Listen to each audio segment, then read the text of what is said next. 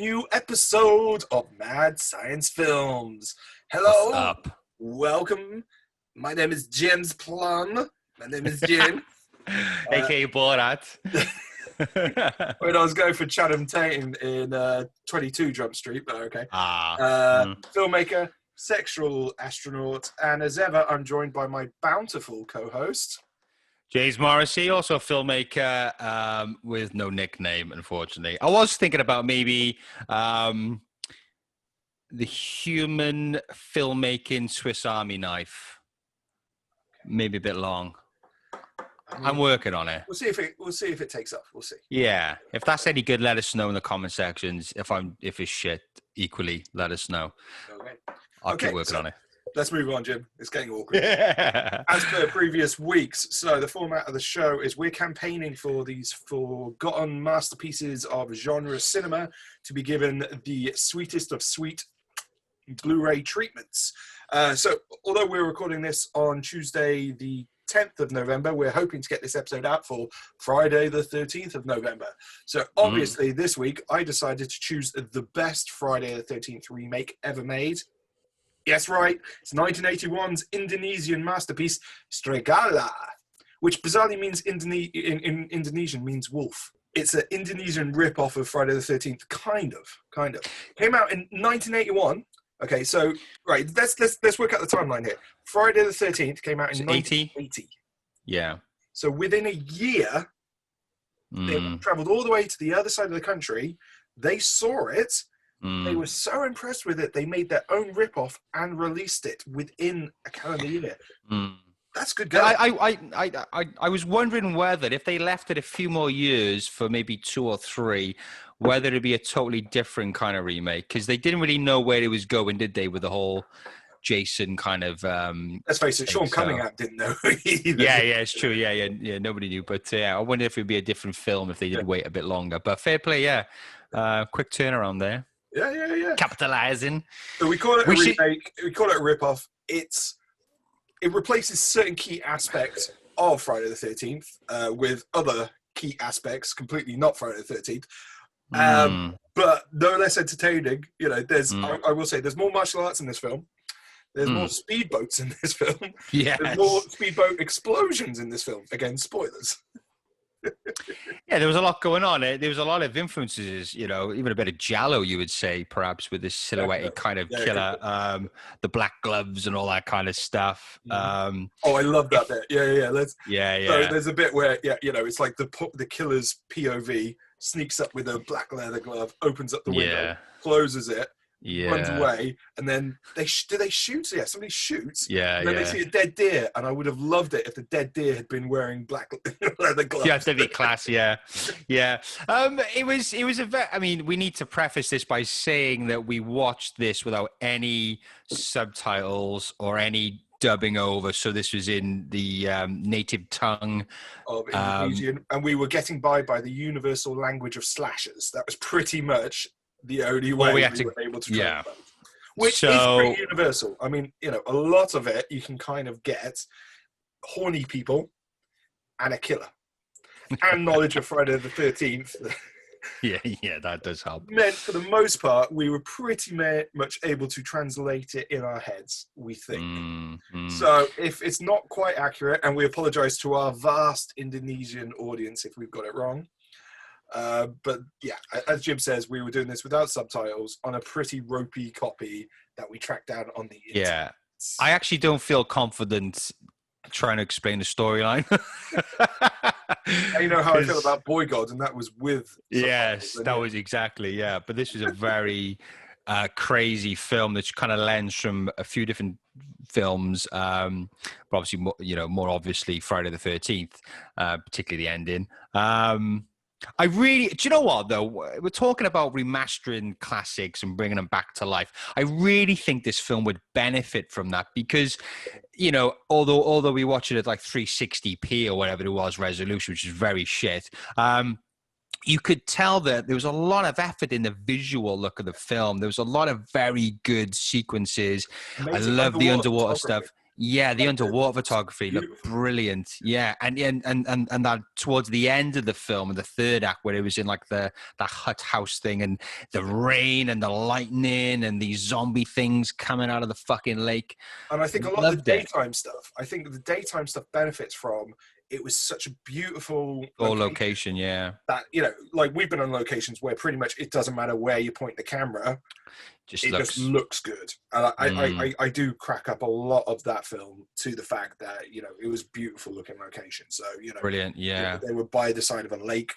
I think it was a lake, and it looked absolutely amazing. One thing I will amazing. say, Yeah. where I think well, there's a few things where I think it actually is better than Friday the 13th. From a pure kind of like slasher fan point of view, there's a kill within the first minute, which is fantastic. I No guess messing it. about, Yeah. plenty of gore like splashed all up there. And great.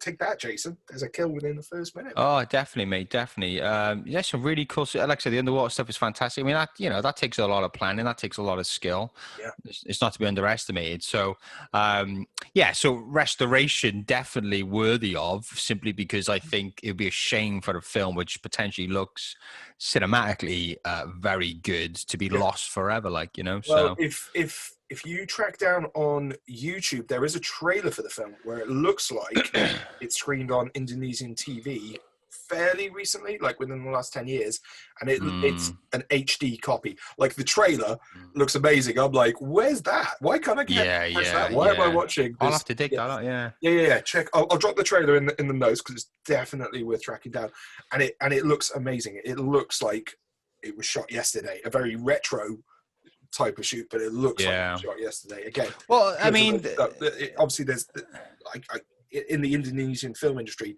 there's just this level of craft, isn't there? Yeah. And we're so used to watching films not at their best, 40, 50 years on, where the image is all messed up, the sound quality's gone to shit or whatever, but that's degraded over time. Whereas of course, like Boyguard, like Cold Night's Death or whatever, you can still tell that they were shot by professionals, craftsmen, at the top of their game, and it looks beautiful underneath. It does. All the artifacting and all of that kind of shit that's going on. So.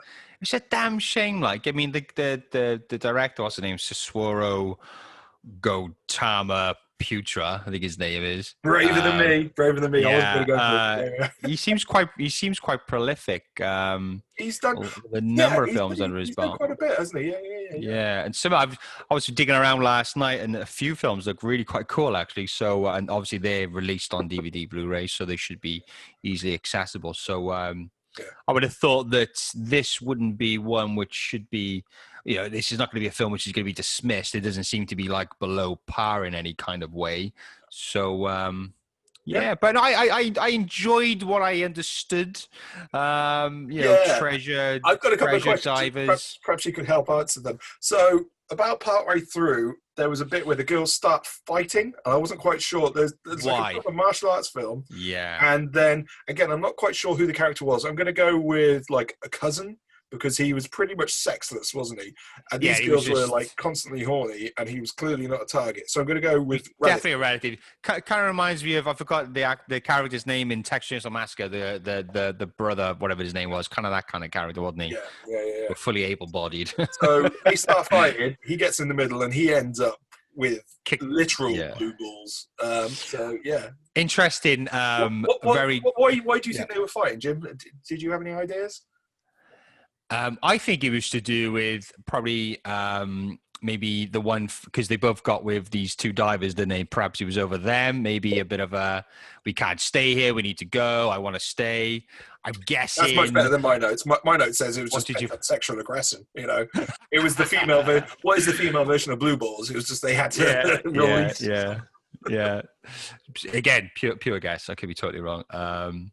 But a lot of good action sequences, the boats, stunts. Yeah. I was not expecting that. And again, for growing up on slashers in the West, and of course this was shot before slashers were really slashers, so 1981, this was like, early days still, and especially depending on how many slashers had traveled all the way to Indonesia. I don't know. But a speedboat chase and a slasher, yes, I'll have more of that, please. And again, you were kind of like, wow, proper stunt work and all of this kind of stuff. Yeah, And you were like, okay, if Michael Myers can drive a car, then sure. Why can't our slasher killer here do a speedboat chase, full on stunt work? Yeah, okay. One other thing that I did dig about it was there was much more martial arts in it than in your typical slasher, with the exception, I guess, of Pieces, when there's that really racist dubbed martial arts guy for no reason at all. There's that death by car bonnet, which again is kind of like a level in the Friday the 13th game. But I don't remember being in Friday the 13th, or am I just blanking on that? Was death by car bonnet in any of the Friday the 13th sequels? Oh, yeah. Oh, really? What am I missing out on? Which one was that? What's the scene where they're in the truck and they're stuck? Oh, no, they run him over. No, yeah, you're probably right, yeah. Yeah. There's Jason with the body. Yeah, that's fair. Yeah. But anyway, so yeah, there's Death by Car Bonnet, which I thought was pretty cool. Yeah, martial arts fight in the final fight as well, which was great, versus her, and spoilers, the woman who was the killer all along. And this she liked to slap, didn't she? Huh? She really used those black gloves. She did enjoy a slap. There was a lot of slapping of the face. But again, at that point, it almost gets shot for shot with the ending of the original Friday the 13th. Now, we've had the pleasure of working with Adrienne King, who played Alice, the final girl in Friday the 13th. But I will say, I do kind of wish that Alice kicked more ass in the original Friday the 13th. I know she beheads, Betsy at the end, Pam, but kind of wished there was more. I think the odd roundhouse or an uppercut here or there. I'm sure they could probably go back and CGI that in. That might be a good idea. Perhaps they could actually intercut bits of fatal deviation into the. Oh, that'd be great. James Bennett versus Jason. I mean, come on. I'd watch it. Let's start that campaign now. We should have James Bennett just drop it into these franchises and kick an ass. So Pinhead can have it, Michael Myers can have it. Sure. You know what I mean? Leatherface, just yeah, definitely. Anyway, and then it gets so straight till the end of the film, and the very cheesy jump scare from the original Friday the 13th again is copied pretty much shot for shot, and it was all a dream kind of thing. And again, you've got to wonder.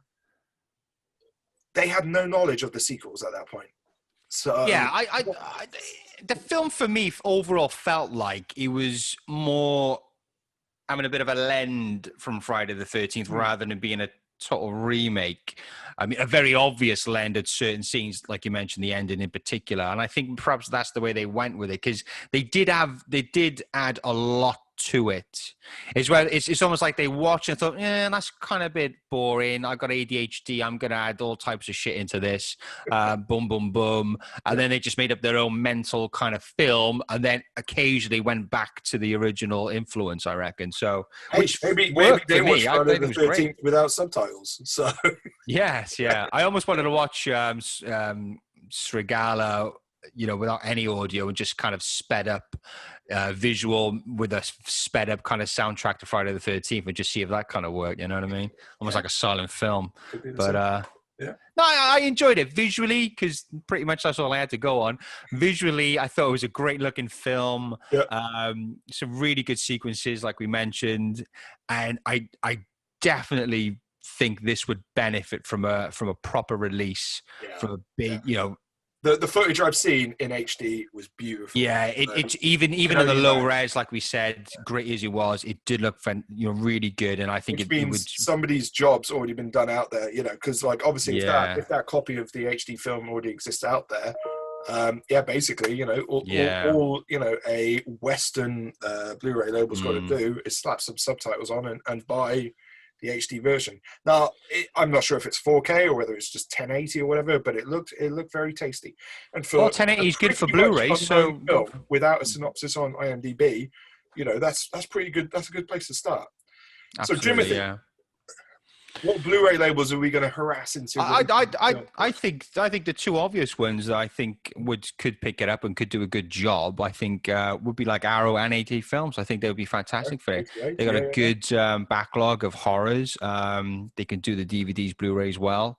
I think they could dig a little deeper and add some extra content. I mean, this guy was a prolific filmmaker, so there's a lot to go into with that. I think And I really hope they do, actually. For this one in particular, because it's a bit of a mystery still, because we don't really know what the hell's going on. It's got so much potential to be a really good, visually good, and also quite a cool story film. Excellent. Go for it. I'm going to hit up I'm going to hit up Shout Factory, because they put out that amazing Blu Ray box set of Friday the 13th. So, hey guys, another excuse to release another box set. You've missed one out. No, definitely a good shout there. Yeah. So put that one out, and just paint a new one with the mum on the end, and then the dead body in the treasure chest. It's almost like in the Bond series.